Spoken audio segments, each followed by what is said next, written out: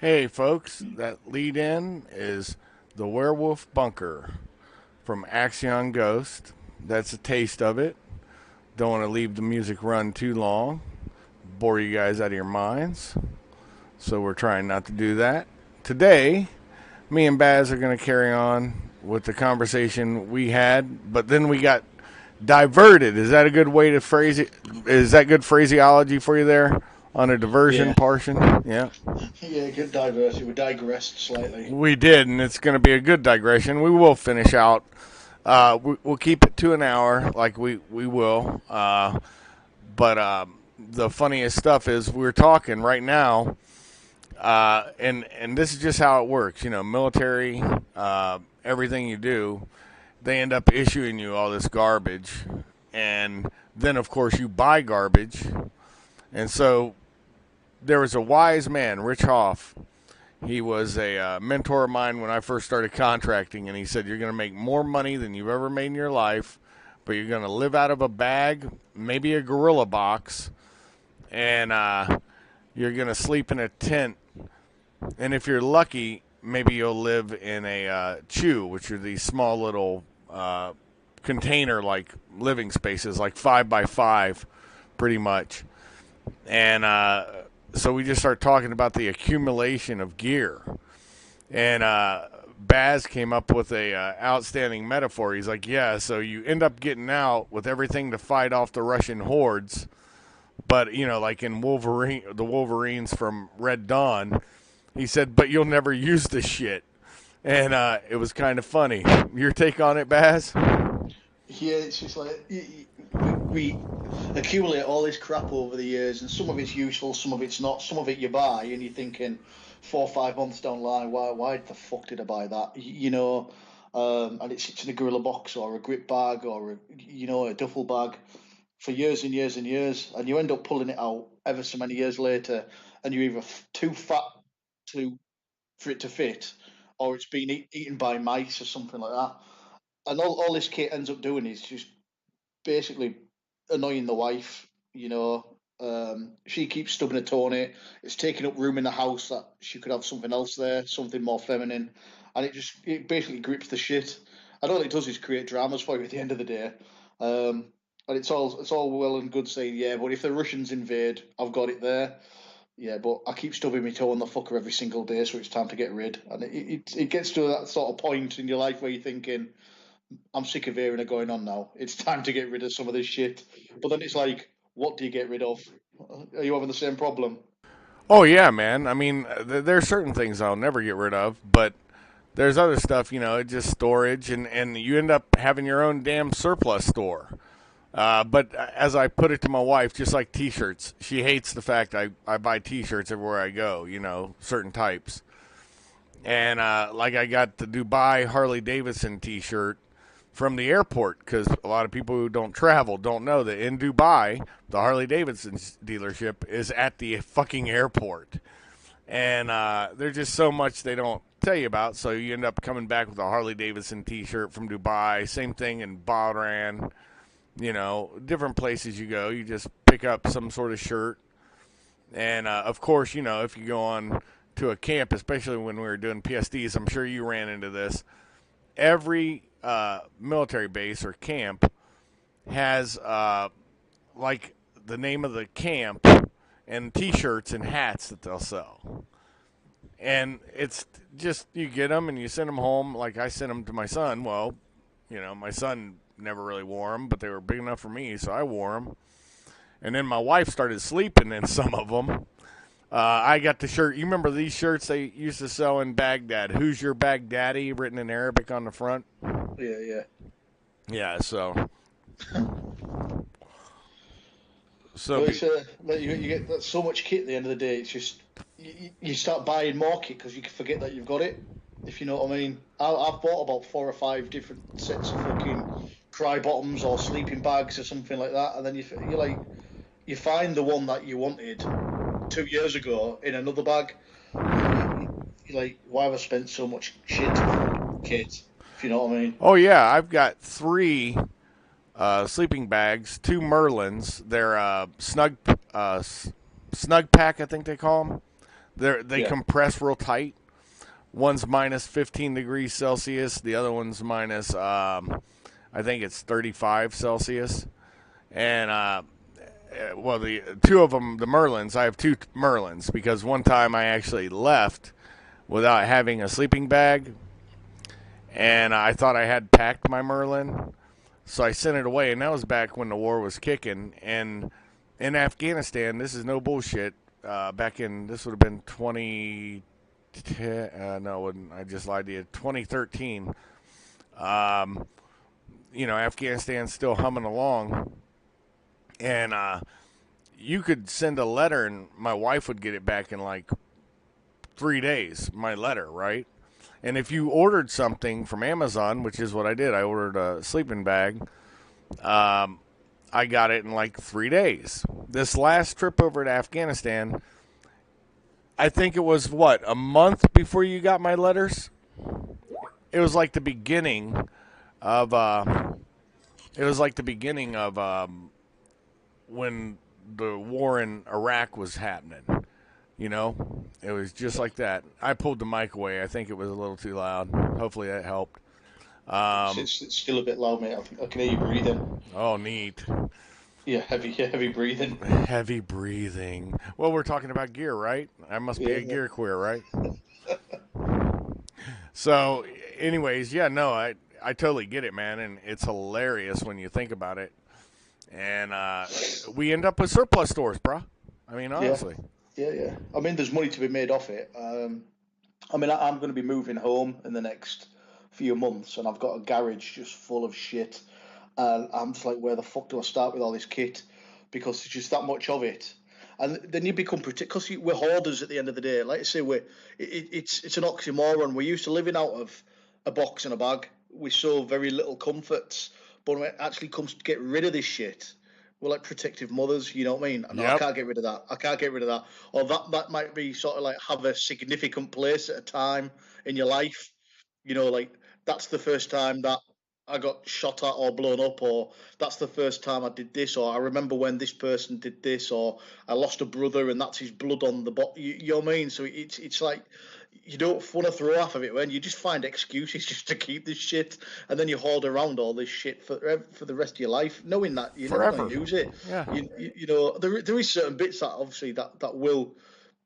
You know what I mean? You can sort of like cross deck it to other applications. Like a lot of the shit you can use it to go camping, or the lot of shit you can just use to, you know what I mean, do shit around. You know what I mean? Just in your everyday life. But then there is certain like lumps of it. Like I don't need to be walking around with fucking body armor and you know what I mean, all this stuff. If I'm not on the scene, on the circuit, if I'm not fucking doing jobs abroad, because you look like a fucking idiot walking around the high street in body armor. I only knew one guy that wore body armor. We've had this conversation. I'm not going into it.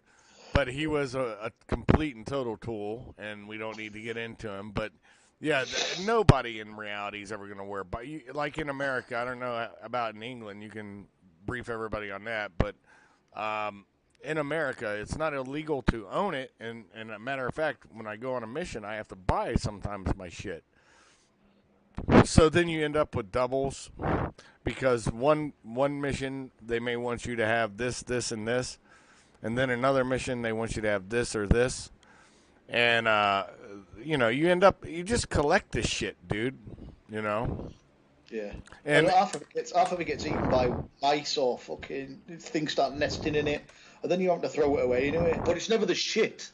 You know what I mean? It's never the shit that they're fucking nesting. It's always the expensive stuff. oh yeah, It's never the crap that you were either issued or that you fucking were given just because you needed some of it and it was like the cheapest shit going. It's always like it's not the $100 sleeping bag that you just bought because one night you found out that you were actually staying out on the ground a bit longer than you were actually meant to be, so you just threw a local $100 for a shitty sleeping bag. But it's never like the $300, $400 sleeping bag that's good for the fucking Antarctic. You know what I mean? It's always the expensive shit that gets ruined and the shit that you're left with. You know what I mean? Your chunky specials, oh yeah. Your Afghan market specials. You know, Your favorite whoopee? You yeah, know, in America, you know the poncho liners we have in the yeah, in the in the yeah, U.S. military. I think you guys have them too. Back when at least they did during the first Gulf War, the Brits I was working with during that time, and they were all DPM yeah, camouflage, yeah. and I didn't really notice what British soldiers. I didn't. I worked with former British soldiers, but I never really worked with the troopies much during. I was around them, but I just didn't see how they slept. I didn't see if they still had whoobies. But that's what we call poncho liners is a whoopee in America. We don't sleep. We don't sleep. We do snuggle. Yeah, and the You sun never sets on the right, kingdom. mate. And the sun never sets on the English kingdom. I No. got it, brother. We used to be we used to have fucking very very poor equipment, especially sort of like the first Gulf War, even up to the second Gulf War. There were still guys going out with substandard body armor, you know, and the weapon, the rifle that we had was dog shit as well up until sort of like the early thousands, where it was sort of. In fact, I would say about 2002, 2003, before they started actually improving our weapon system. But 2003, there was issues with kit, and it was only sort of Afghanistan that sort of the procurement, like the British government, started to listen to the guys on the ground in all aspects of our gear, everything from the boots we wear to our clothing system, body armor, weapon systems, up into the Right. vehicles. I mean, I was quite lucky with the job I was doing. I had a lot of say in some of the weapon platforms that we're using. You might have seen. I know you use one on your on the podcasts of the night vision. The picture that you got off me of the Yep. jackal out in the desert at night. So the jackal was a weapons platform that was basically designed between Supercat, is a civilian company, obviously that build the vehicle, and our special forces. I had quite a lot of say in how it sort of like the next generation of that came along because I was quite embedded in that world, if you know what I mean, of mobility warfare and stuff like that. So it was good to be given the opportunity to turn around and them ask us, what do you need to go and fight this war? Which is pretty much fucking, or was pretty much unheard of until recently, where they're actually asking people that at the sharp end, what do you need to do the job? Right. And there's a funny story around the jackal itself. If you ever get to walk around one, it's quite a fucking. It's a big vehicle.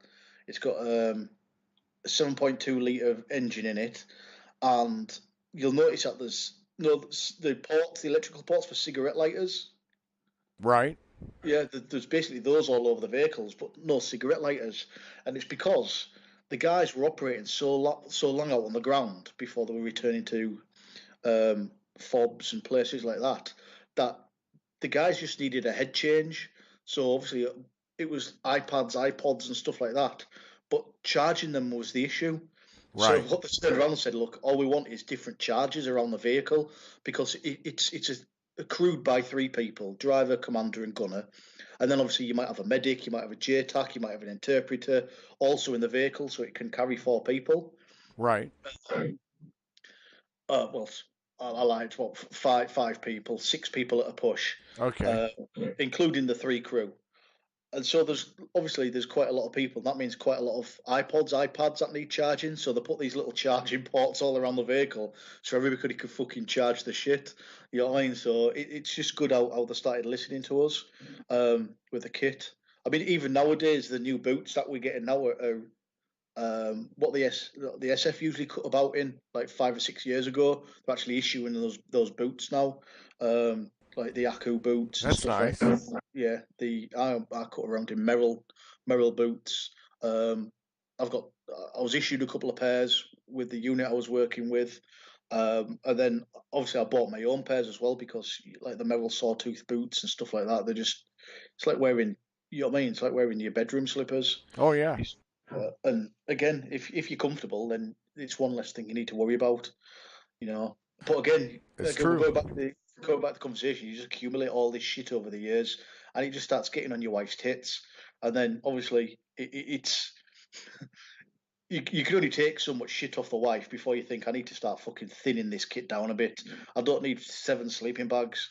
I don't need Yep. 15 jackets. I don't need 7 gorilla boxes full of shit. I've got a gorilla box full of knives. You know, there's only so many knives you can carry. Yep. You know what I mean? Do I need to walk around every day with a fucking machete or a cookery? I don't. I don't need to be walking around the streets with my Fairburn Sykes Commando knife. Right. You know, one, it raises questions, and two, practical. You know what I mean? Application. It's not a You know, practical knife. You're just as viable having a multi tool, mm, and it's more useful. yeah, And that's some of the stuff you hear, especially, I don't know if you're on any of those pages, but your everyday carry guys, I'm on a few of them. And EDC, yeah, yeah, and there's some neat stuff you'll see how dudes arrange their shit. And I've gotten to the point to where less is more as long as you can use it. And certainly. but then I'm always duplicitous to that because of the way I was raised in the military. One is none, two is one, because you're going to lose Yeah, something out in the field. yeah, So I mean, I'd be a fraud to say I'm always a minimalist because I'm absolutely not. I mean, I had Meadsy on. He was a brother Brit who I worked with over in Iraq, and Meadsy took a picture. I thought I put it up, but maybe I didn't. If I find it, I'll put it up on another show. But he took a picture of me with my administration, which means all the bags I flew into Iraq all your with. all your admin.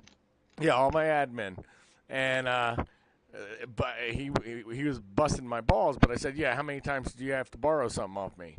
Yeah, Every day. I said, okay. So bust balls away. You used it too, so shut up.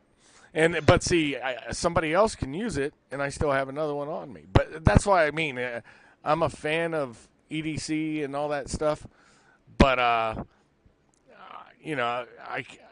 I wish I had not gone into the military just so I wouldn't have gotten the philosophy of one that I did not get reaved into the philosophy of one is none, two is one. yeah. Uh, You know. And it becomes a curse. It's like superstition. It's superstitious in it. I best take 2 because if one fucking goes man down, I need another one.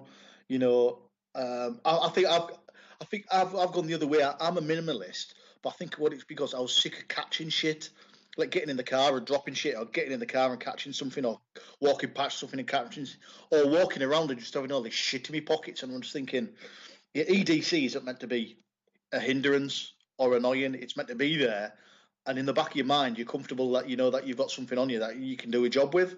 You know, so I whittled down my EDC to a few things. I don't carry a wallet. I carry a little leather case with my cards in it, but in that there's one of those card multi tools.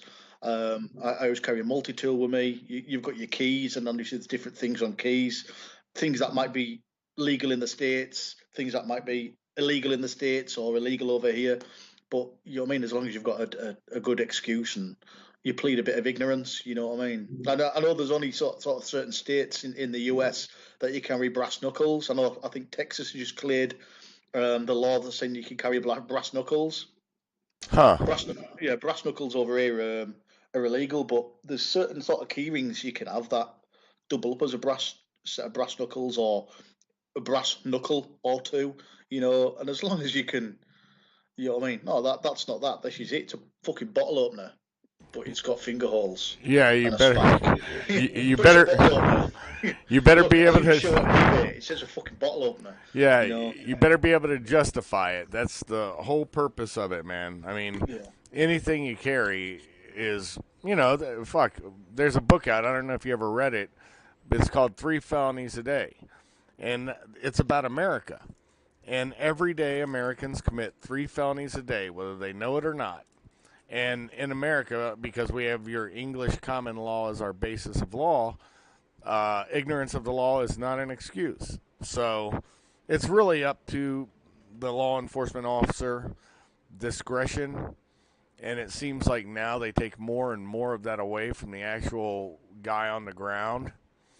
And but now we're running off on a tangent on that. But yeah, no, I understand completely what you're saying about, it's always nebulous and you take a risk. But as somebody once said, would you rather be tried by 12 or carried by 6? Or carried by 6. Yeah, yeah. Yep. It's a good mantra to live by.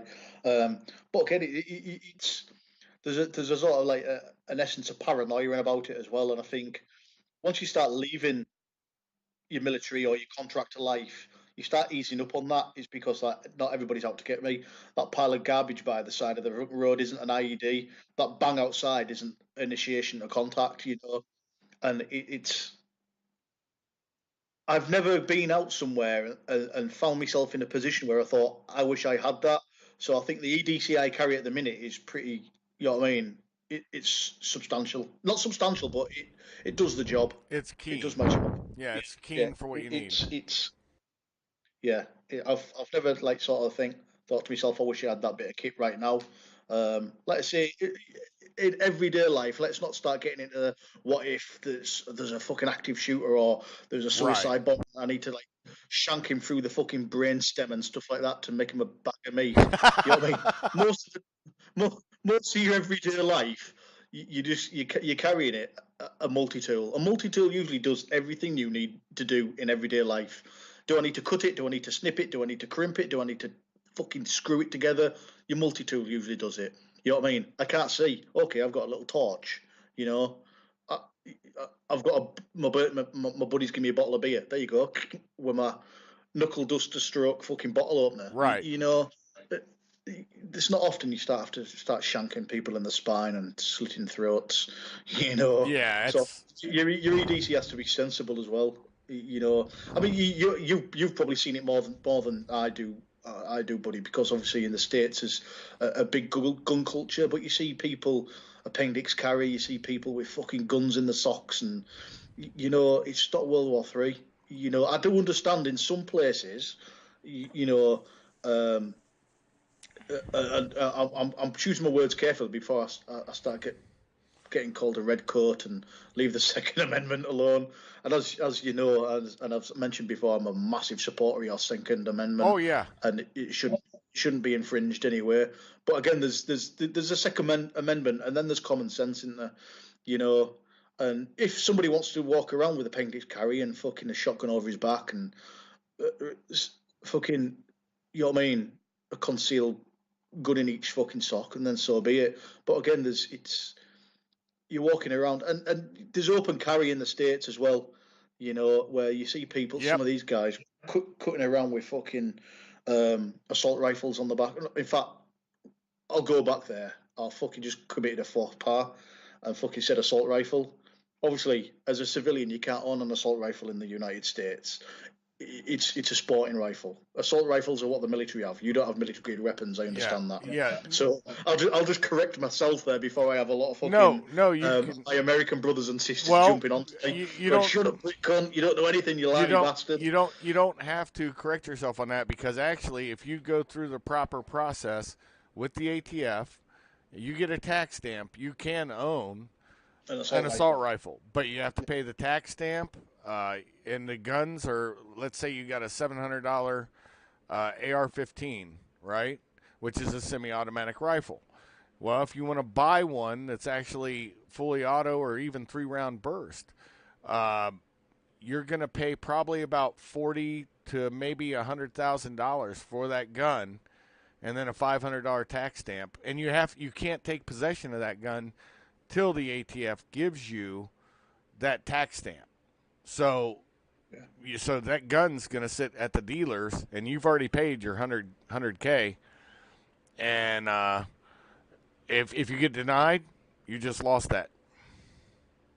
Yeah. So I mean, it's a So sticky wicket. it's not fucking worth it. Yeah, it's just not worth it, is it? It's not. And I mean, how often, unless you're do you, doing yeah, final protective fire, do you flip it to rock and roll? I think I've done it maybe 3 times in my life. yeah. The only time you're doing that is either when you're assaulting a position, you've just kicked somebody's door in, and you know there's more than one fucking occupant in that hostile occupant in that room, or the shit is really hit the fan. You know, where they're on top of you. Yeah. Right, right. So, But that's the thing. I mean, all my rounds are well aimed. And yeah. it's the same with, you'll get these dudes that they carry a pistol. And then you talk to them and you're like, "Well, where's your rifle? Is it in your vehicle?" "No, man, I don't have my rifle in my vehicle." I said, "A pistol's only good to get you to your rifle." Mm. Because what's the friend in a gunfight? Range and distance. Yeah. And that's the thing that people don't. Anyways, we could go on a whole tear on that shit because. Digressed again, haven't we? No, no, no, no, but I love it when we do it. But I'm just saying, it is such a. It's interesting because you are very pro Second Amendment. You understand everything from your aspect. I mean, there's people in America that think British people can't own guns, and they're full of shit. I knew a Brit that he got himself a short-barreled rifle, didn't have to pay no tax stamp because he was approved to have that rifle. Yeah. You have to get a license for it, and I think you guys got to be in a gun club and other things. You guys have a funny law like Germany, but anyway, but Germany can have pistols. That's the difference. Yeah. Yeah. Over here, we can't have, like I say, I mean, I know I've mentioned it before in a previous show, we can't have a semi-automatic pistol like a Sega Glock or anything like that, but I can Right. own a 357, I can own a fucking 44, you know what I mean, Taurus, um, revolver, and I think that's just because of what happened in a school shooting. Obviously, it's, again, you've just had one in Virginia, um, over here it was sort of like a big shock. I think you've become sort of not desensitized to it, but it's shock and awe for a couple of days, and then it's back to normal jogging. Where over here, because the gun culture isn't as big, it was sort of a big thing that this fucking idiot walked into a school and shot a load of fucking toddlers, and you know what I mean, which is horrific, and that's what our gun laws changed. But they didn't ban guns. Certain guns were regulated more heavily. Like we can't own automatic weapons over here. It's pretty much in the States where we could do not so long ago. When I say Right. not so long ago, I'm talking sort of like late 80s, early 90s. But I can legally own with a firearm certificate. It's not so much a license; it's a certificate saying that we've been checked out by our local law enforcement to ensure that we aren't fucking raging idiots. We haven't been done for bank robbery or anything like that. And basically, one of your firearms team come out and just say, "Where are you keeping the weapon?" "I'm keeping it in this cupboard here, in this gun safe." He checks out your gun safe and says, "Yeah, okay." It's pretty easy to get a firearm in the UK, to believe it or not. You apply for a firearms license. Takes, I mean, the hardest thing is the time it takes. And not because of checks and shit like that. It's just because it's done by post. You know, and then it's just a quick background check. The copper comes to speak to you, and then that's basically it. You tell him what weapons you're having, and it's like not checking. Oh, you can't have this, you can't have this, you can't have this. It's basically these are more weapons, safe. Yeah, it's pretty straightforward. I mean, I can own to a 50 caliber anti-material rifle legally.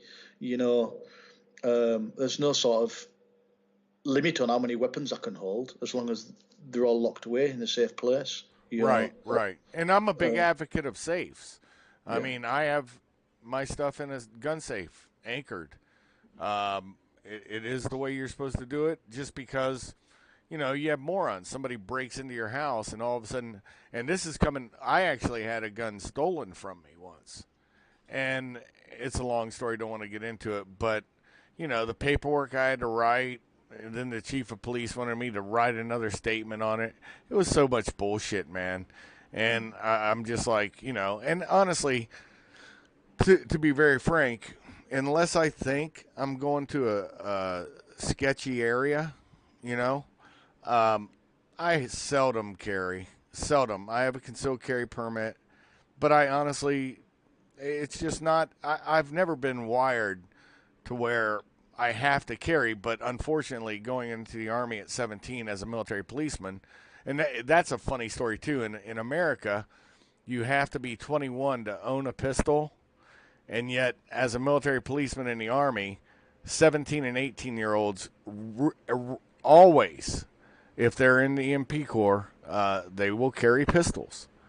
And it's just so much. There's no consistency in our laws, and that's a problem too. Wow, we've gotten into a law talk off of gear, but I kind of dig it. I kind of dig the way this is, folks. You're listening to a Baz and Shuffy fucking conversation. This is how our conversations go, and I'm glad you guys are able to eavesdrop in on this conversation, because this is the kind of stuff that I want to bring you on my channel, and I'm sure Baz loves the contribution too. Yeah, love it. So yeah, that's my thoughts on it. I mean, in your guys' military, do your MPs, how old do they have to be? Can they carry a pistol at 17, 18? Yes, 17, 18. They get the Gen 3 Glock 17s that we carry. So I mean, obviously, because the MPs they primarily carry around a pistol, and even in some places in the UK, I've seen the RMPs walk around with a pistol. Now, if you say that, it's not a big deal, but the only people that we have armed over here are our armed police, and believe it or not, our police officers are very well armed. Right. Without going into too much, all you got to do is use Google. We had a conversation on it, but you use Google and just go British Armed Police, and they're usually cutting around with the G3060s, the HK416s. The new SIG assault rifles, that the counter-terrorism, Now, special firearms officers. I got a question for you. Did you guys get the new H&K MP7s? No, we don't carry them, but I know our SF carry them, Yeah. and some of our armed police carry them as well. Cool. I've seen armed police. I've seen some of the. We've got something over here called the the civil nuclear constabulary, and it's basically like all they do is look after all our like nuclear power stations, our fissionable material. Yeah, it's sort of like our DOE cops. But they're all trained by our SF. They do a lot of. There's different branches to it, and it's quite. I won't say it's sort of a secretive role, but not many people know about it, and it's only sort of like transitioning from the military to civilian street that you do get a lot of interest from the Civil Nuclear Constabulary, the CNC. Do approach a lot of military because of the way that we trained. We trained in like sort of building clearance and right apprehension, and what's the word I'm looking for? Material protection and stuff like that. And it was only literally a month ago that I was having a conversation with someone on their training teams, and he looked at my qualifications. He said, "Look, do you want a job?" And I said, "Look, I can't do this job for X, Y, and Z reasons." But he said, "Look, if your circumstances ever change, then let him know." But the gear that they get given is fucking second to none. They're all cutting around with latest gen kit. That's some military men and women would fucking kill for. Yeah, it's sort of a no expense spared on those guys because of its high consequence shit. If they don't have the proper kit, they can't do the job, and all of a sudden there's X amount of fucking fissionable material gone missing. So the kit that they get is second to none. So yeah, our police over here are very well armed, very well armed. And it's strange seeing them with kit that the SF carry around as well. But our SF have got a massive wide breadth of systems. You know what I mean? We tend not to obviously use the M4 platform, and again we'll go into, because it's a gear talk. Well, I was actually part of a training team, sorry, a trials team back in the early thousands, where they were going to replace the L85, the SE80, because it's just a fucking lump of shit. Yeah, it's a bag of shit gun. Well, Yeah. it was not so much now, but it was like the first generation that when people think of the S80, they think of the green foregrip and you know what I mean. And it was the SE80 or the L85A1 was literally a bag of shit. It was pushed through the 96 tests. It was meant to. It goes through prior to field, and it only passed 43 of them, or something stupid like that, and that's fact. You know what I Oh, mean? I believe it. It just basically got pushed through, and a big fucking rubber stamp that should have said this is garbage, but it was basically approved. And it was all because of the change from 762 to 556, and the fact that it was a British company and stuff like that. I'll And tell you. it was all to do with economics as well. It was basically pumping money back into the British arms system by Yep. fielding all these shit weapons. But fast forward to sort of like the early 2000s, we had a trial going on, and it was basically for a new assault rifle. Now, obviously, it was the SE80 up against the G36, the M4, the M16A2 or the A3. Sorry. What else was there? There was the FAMAS, the Steyr-AUG, the SIG 556 or 553. I can't remember. And basically, it came down to the G36, the M4 platform, and was it the Steyr-AUG? Yeah, and basically, when we whittled it down, it was going to be the M4 platform purely because it was a proven weapon. You know what I mean? It was battle tested and all this good stuff. Where the G36, although used extensively in other the armies, usually European, like the Spanish and all that, it wasn't really battle tested. And the only reason that we didn't go for the S4 platform, the M4 platform, was cost. Oh, I. The US companies just wouldn't give us it at cost, Right. and with not so much at cost, but it was sort of the aftermarket, the Right. aftercare. You know, they said, right, you will pay market price for this. We're buying literally tens of thousands of bits of kit off you, and you're not going to give it at cost. Well, Which wouldn't. So they turned around and said, you can fucking ram your deal then. the thing that boggles the mind is England, one of your arms manufacturers, could have actually have bought the rights to the patent because the AR platform is being, dude, Chinese make them. Everybody makes them. Yeah. And for them not to have just thought the workaround is just have an arms manufacturer buy the licensing, and then they could produce all the fuck they want. The interesting thing is you brought up going from 762 to 556 the transformation or the transmogrification, whatever you want to call it.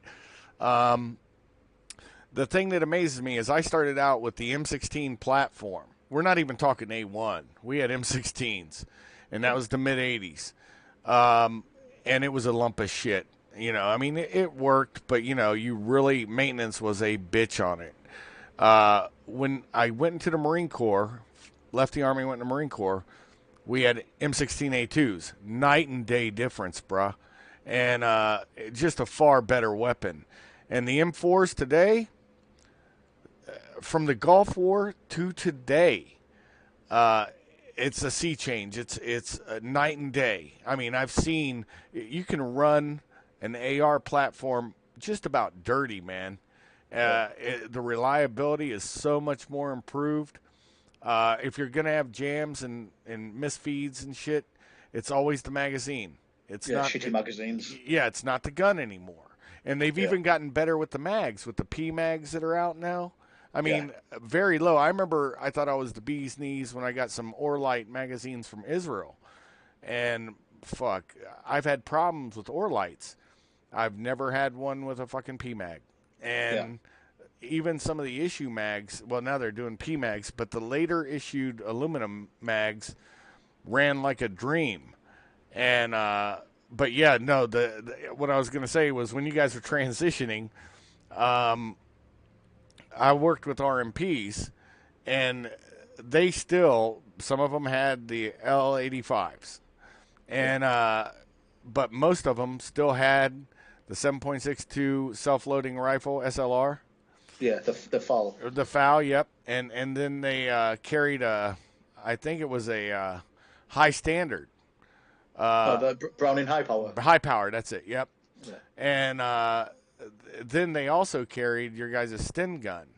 yeah. There's Some of always the like the tank crews and stuff like that used to carry Stens. yeah. Yeah, and vehicle crews. Yeah, the old fucking Sten gun. Hey, they're handy as a pocket on a shirt, open bolt, Yeah, fires. Yeah, I mean it's a simple design, but it's press. works. Yeah, just pressed metal. That's all it is. That's it.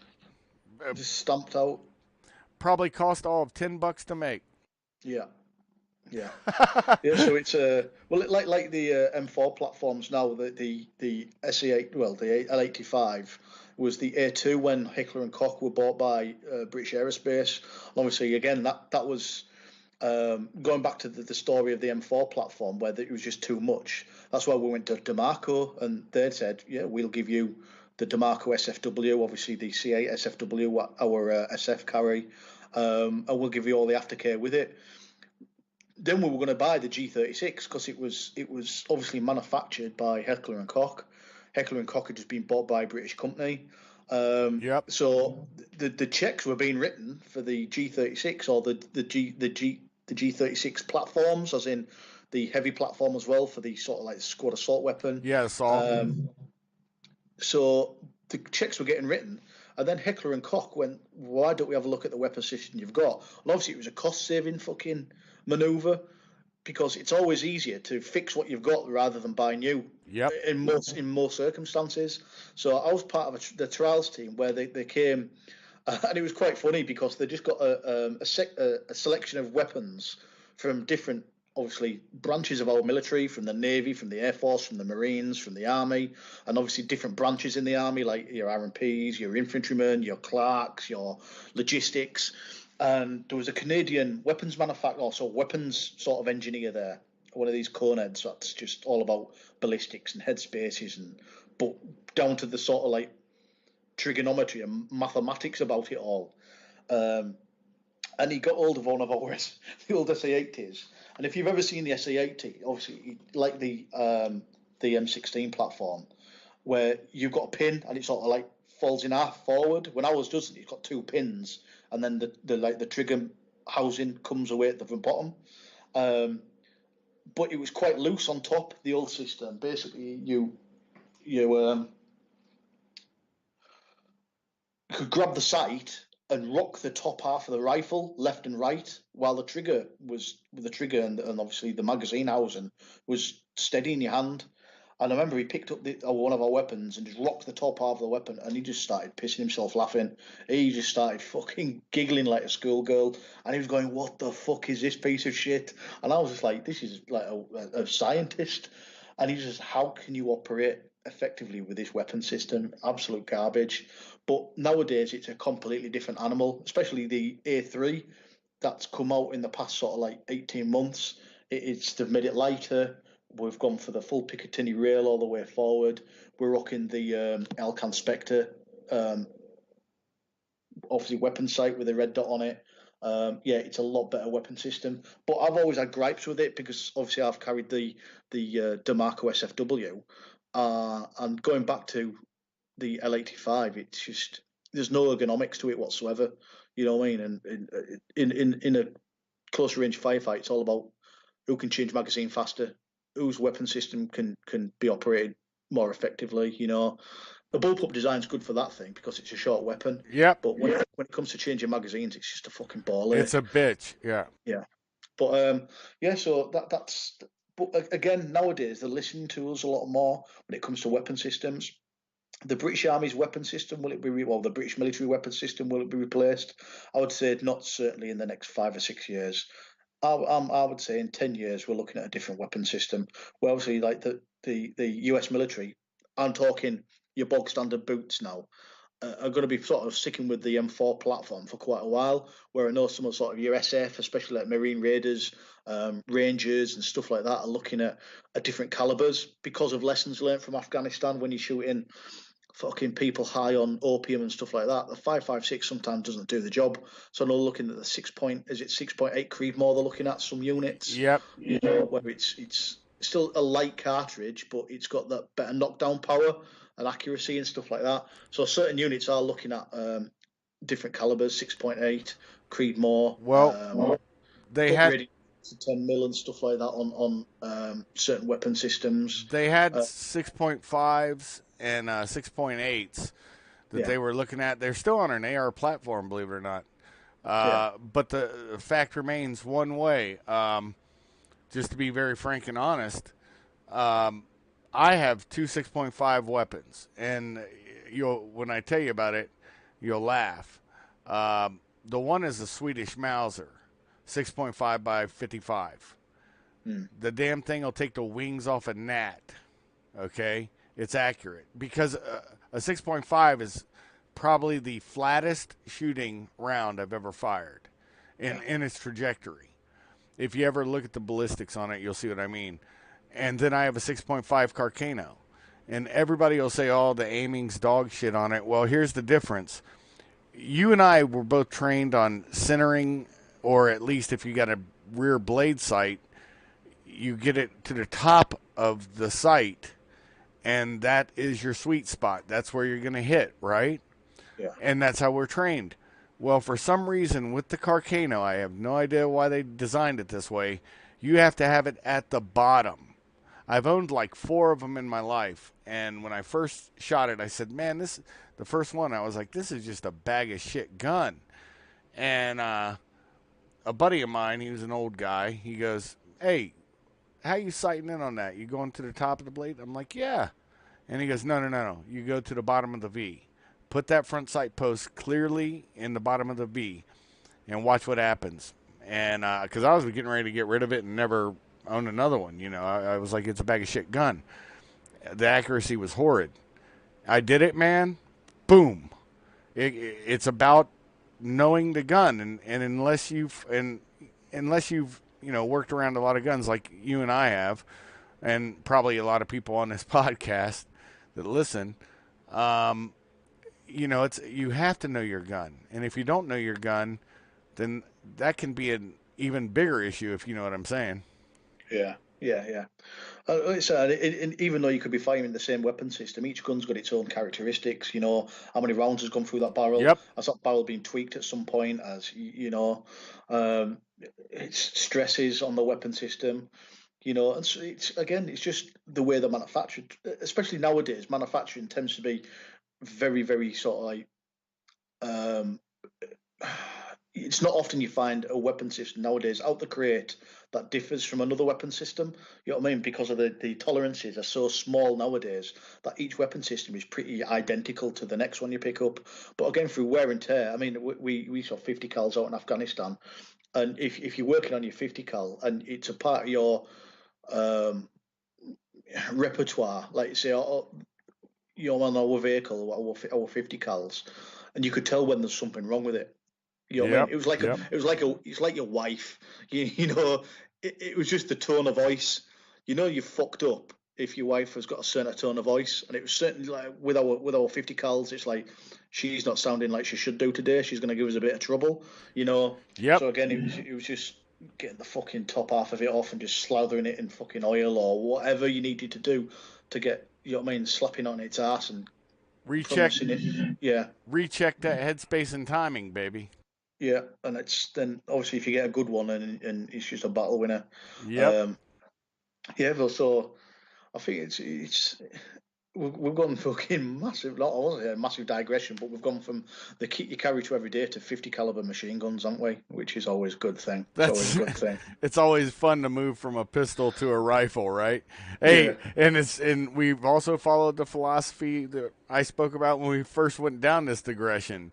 What's a pistol good for? Getting you to your rifle. That's it. yeah, You that's know, it.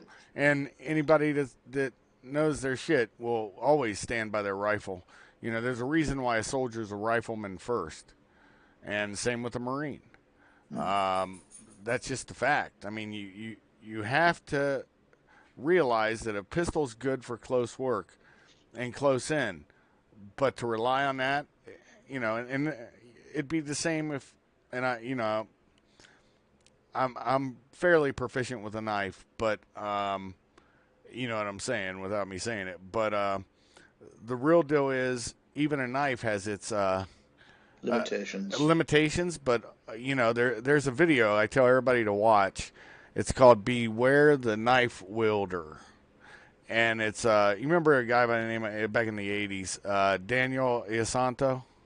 Yes, yeah, yeah. Yeah, Danny Iasanto. Anyways, he closes the gap, and these are veteran cops that he goes up against. They got their pistols holstered. He's 28 feet away. He closes the distance. One guy cleared leather, but it was still pointing at his leg as he was fumble fucking himself backwards, pointing at his own leg. And the object was to see if a knife fighter could come and close that amount of distance. And it was like 3 steps that Asano took, man, and he was already on him. And it was amazing. But you have to, they have their positives and their negatives. One, a knife never has to be reloaded. As long as it's sharp, it's going to cut. It's going to, as I always say, pointy, pokey, sticky, jabby, stabby. Slicey. That's what a knife is. And it's a tool. But when it's used as a weapon, that's a whole different scenario. Nothing good can happen. Just think of a piece of meat. Everybody, if you're able to, buy yourself a ham. And take out just a regular kitchen knife, even a butter knife, and just start making slashes on it. And imagine that's your skin. Yeah, it doesn't take much. You see a lot of and you've seen them, or you've seen videos, or you've heard people talking about it, and obviously we've had conversations on certain people that claim to do different things, and I'll do this, I'll do this, I'll do this. Now, if you've ever seen someone attacked with a knife, a proper knife attack where someone's pulled the blade, and it's not usually 30 feet away. You know what I mean? That 28 feet golden circle that you've got, it's right at you. It's right at you, and to defend it, you're not doing Steven Seagal fucking Aikido moves on people. You're running, and if you've seen someone get attacked with a knife, it's not pretty. It's not all this cool ninjutsu stabbing. It's them grabbing the back of your neck and just fucking going to town on you prison style. Yep. Until you're perforated like a Swiss cheese. And your liver's perforated, that's you dead in fucking 5 minutes. Your intestines are fucking lacerated, so you're leaking shit into your abdomen. Your lungs punctured, or you've got a fucking blade through one of your aortas, or you've been knifed in the neck and your fucking jugular's got, you know what I mean? There's no bullshit fucking Aikido and stuff like that. So, and again, a knife doesn't have to be reloaded. A knife is a lot easier concealed, and you don't have to practice with a knife. To become proficient with a pistol or a rifle, it takes hours. I want to say hours, and I'm talking like a quick bucksheet, fucking 2-day range package. To become proficient, it takes thousands and thousands of hours. Well, fuck. To become proficient with a knife, minutes. Yeah, because everybody eats and uses one. One of the prime examples I give. Look, I've been doing it for decades. So have you, right? Even with a pistol. I've got wounds from knives on my left hand because what's the first thing you do? Put your hand out if somebody bears a knife, and it's going to be your non-dominant hand. And anyways, my point being is I can honestly say with decades, I can shoot. Am I the best in the world? No. I'll never say that because that's moronicy. I've met some excellent shooters, dudes that are world beaters, but even world beaters have a bad day. And I've seen them, on the range go, not but not get the score they want. And then you add some stress to them in a combat situation that maybe they're not used to. And the fucking pile in. Yeah, because as I was explained by one of our instructors back when I was in the Marine Corps, the gentleman was like, you got to get your shot groups down to 2 to 3 inches. And he's like, make your shots count. He's a former Rhodesian guy. And the Marine Corps actually hired a company called STTU, Specialized Tactical Training unit, and they were out of California, and they did all of our SRT training back in the day for First FSG. The guy's name's Mark Lonsdale. He ended up owning Hart. But anyways, Hart Securities. You've heard of them before, being English. Yeah. So anyways, the point being is, he said, because under stress, you're going to go out to about a pie pattern.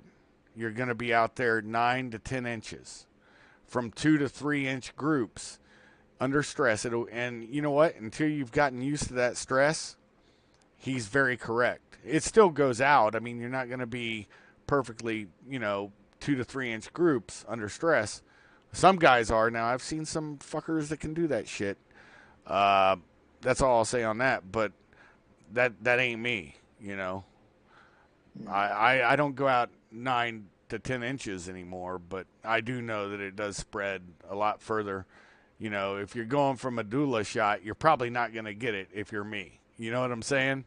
Yeah. I'm not gonna claim that kind of marksmanship.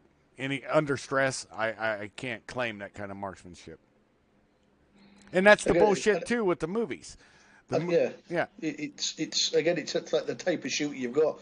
Like you said there, I know some really good shooters. Where in their everyday sort of trade, that they aren't shooters. They are fucking I don't know, the logisticians, the clerks and stuff like that, or they're in like comms specs and stuff like it. Right. You know what I mean? Where they're not used to that stress shooting, where they aren't shooting a paper target. Where I know guys that can't put a round through the last round's hole at fucking 100 meters, but they can shoot someone in the medulla at fucking 15 feet on a regular basis. Oh, in yeah. a high stress situation. Those type of people, and again, like we were saying, that only comes with practice, where you are put in that situation where that's the shot you're going for. Depending on your role, and when I say role, as in what sort of MOS you are, are you shooting people in the face on a regular basis as a fucking comspec or a laundry technician? No. You're not. As an infantryman, are you shooting people in the face on a regular basis? Probably not. No. You're always going for centre of mass Center shots. mass, yeah. Centre mass. If you're going into a situation where there is suicide, a threat of suicide vests and stuff like that, I'm talking armed police now. You know what I mean? Right. As in your SWAT teams, our CTSFOs over here, or in your SF environment, then the chances are you might be going for headshots. It's not often that you get a clear headshot because, again, head's a smaller target than the body and all that good stuff. So that's why, again, it's an element of Hollywood. People fucking aiming for the face all the time and getting these headshot after headshot. It's very rare that it happens. Snipers very rarely go for the head unless you've got a very clear shot, static target, and that round is not going to pass through that cranium and end up in a friendly or a non-combatant and stuff like that.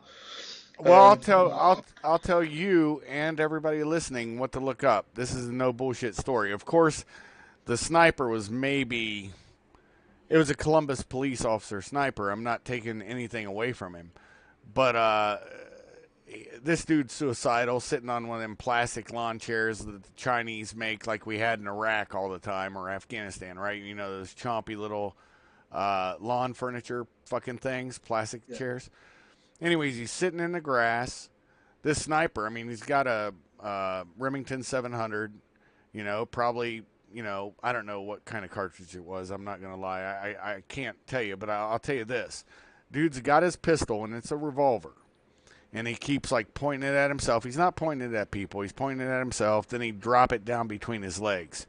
Point it at himself, drop it down between his legs. As he's talking, they're trying to talk him down. This dude takes a shot, blows the cylinder out of that fucking revolver while it's between his legs. Look it up, guys. You will see it's an amazing shot.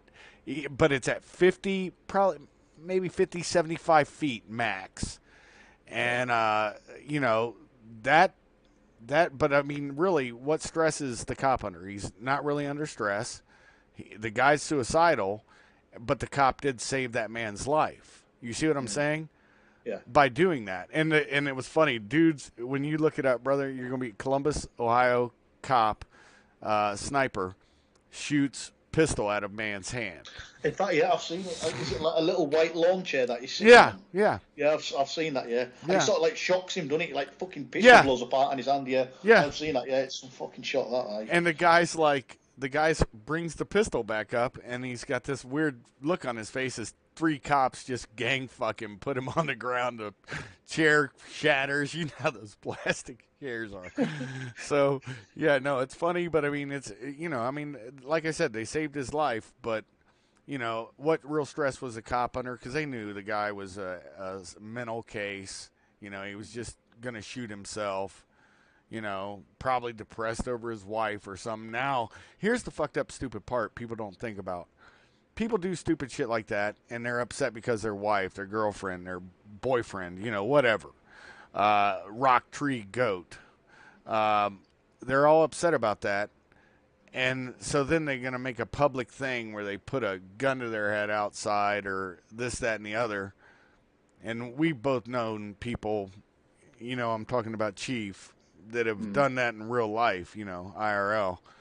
And not getting into that. But the point being is they just caught a charge, inducing panic. So they just complicated their lives even more. And it doesn't, I've never been to the point of irrationality that I didn't understand that actions will have consequences, I guess.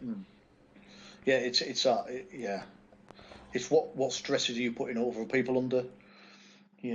By carrying out what you're carrying out, it's like today, like this. I've always thought this suicide by cop is the most cowardly way to fucking die, because you're taking it out of your own hands and you're putting it out into somebody else's hand. Yep. And all you've done there is cause another human to take another human's life. For some people, it's easier than others. For some people, it's the hardest thing they'll ever do, and that they'll only do it once, and then their life is turned upside down. It's just fucking. You've just destroyed someone's life. Like and again, I'm looking at, I'm sort of aiming this sort of US police centric, where some police officers in the states might only draw their weapons once or twice in their entire careers. They may never pull it in anger, but all of a sudden you've got a small town cop who's usually dealing with minor shit. All of a sudden he's having to shoot somebody because of somebody's pointing an empty weapon at the public, you know what I mean? Because they're suicidal and they don't want to kill themselves purely because of, I don't know, maybe it's an insurance fucking thing. If you commit suicide, your insurance might not, or this might be absolute cowards, you know what I mean? Or they might be mentally insufficient, let's say. But to put that on another human it's a coward. I'm not saying people that commit suicide are cowards, because that's what I'm not saying at all. Because I'm fucking quite outspoken about. Especially veterans and law enforcement and stuff like that, in getting those numbers down, you know what I mean, of our men and women that are taking their own lives. But to do it in such a manner where you're leaving that decision with somebody else, it's no, that is where the line gets crossed, I'm afraid. It's just no honor, man. It's not No. it's not honorable. It's not, and first off, you're right, man. Why do you think our veterans kill themselves? And I'll tell you, you can only pull a gun in anger, do so much violence. I told my son when he was growing up, he was watching horror films. I went through a horror film phase like at 14. And I think from 14 to 15, I watched horror films. And with age, I learned something. Even though that's all fantasy, fake bullshit. And same with action films, because my wife hates it, bruh. Because I will dissect the movie, John Wick's a prime example of that one. But I'm not going to ruin it for you because you probably haven't seen it yet. It seems, one, no, I've seen it yet. Yeah, you have seen it? No, not yet. Okay, so I'm not going to ruin it. Just like I'm not trying to ruin Game of Thrones for you. But, I will say Hot Pie becomes king. Just to let you know, I mean, I will ruin that part. He becomes the king in the end. Hot Pie, remember the fat guy who hung out with Arya? Yeah. Yeah, he ended up being a fucking Targaryen. It's fucking great. Anyways, the point being that I told my son, I was like, there's a certain amount of bullshit that you'll see in real life, IRL. And once you've seen that much, uh, you're done. You know, you're pretty much done. I've been fortunate on my last few gigs that I've not had to do that. And just because, honestly, I don't think my headspace and timing's correct anymore. I think I've met that, and that's probably why, like I said to you offline, and I'll say it online, I'm done. I'm not going to. I may work for a brother or something. You know what I'm talking about on that one. Yeah. But Yeah. but that's a whole different thing. But yeah, just doing it for the money and the adrenaline, which is what that's what it was. It was my fix. It was my drug. I liked getting shot at more than I liked shooting people. Anyway, so I don't know why I went on that tear. Sorry about that, folks, and you, Baz. It's all I good. I All got good. so comfortable just talking to you like we normally do, and all of a sudden I'm putting my own personal shit out there, which nobody gives a fuck about. Anyways, so yeah, man, we've had a great discussion today. Like I said, I had to keep this to an hour. We will continue on with the contractor mercenary thing on our next show, folks. I'm not teasing it. This is just how the conversation worked out. We were talking about gear, and I thought that's a good lead in. And Baz like, yeah. And then this conversation's been a great conversation until I started spewing my own personal shit. So do Well, you that's have? good, mate. That's good, brother. I think the family that we've got going at the minute, you know what I mean, the listeners and all that. I think they've spent enough time now that the knows to a certain extent. You know what I mean, and it's always that personal touch that adds that extra to each show. You know what I mean? That it's not just you're not just a voice. You know, it's not just a voice. I think, yeah, I think it's well received. You know, and I dare say the people that listen to this will be well received because it's that little insight, it's that behind the scenes sort of stuff that always gives it that extra spice to each show. You know what I mean? That keeps it special. So yeah, I think it's all good, brother. It's all good. Cool. Do you want to close out with anything? No, but again, it's been immense speaking to you again, brother. I'm sure that it won't be long until we're on here digressing again. Again, we'll finish off the contractor slash mercenary sort of like chat that we had. Because this was going to lead into it, but obviously, again, with our digressions that we usually do, we just goes down this little golden path, and we end up where we're at. But again, it's been gleaming, being on the show. Again, thumbs up, big drink up to all the listeners, and I'll speak to you soon, brother. Baz out. Well, you've heard Baz, and he's punched out. And thank you for stopping by Kaiser's Castle. Really enjoyed you guys today. I think I'll name this show Gear and Such. So me and Baz talk gear and such or something like that. I'll figure out how to name it. But I'll start my upload because I can't live stream anymore for whatever reason. And hopefully you guys have a great day. With that being said, thanks for sitting on my big orange couch all the time in Kaiser's Castle. Drink your tea, your coffee, your soda, your adult libation, and just enjoy yourself. God bless, be well, be safe. Shuff out.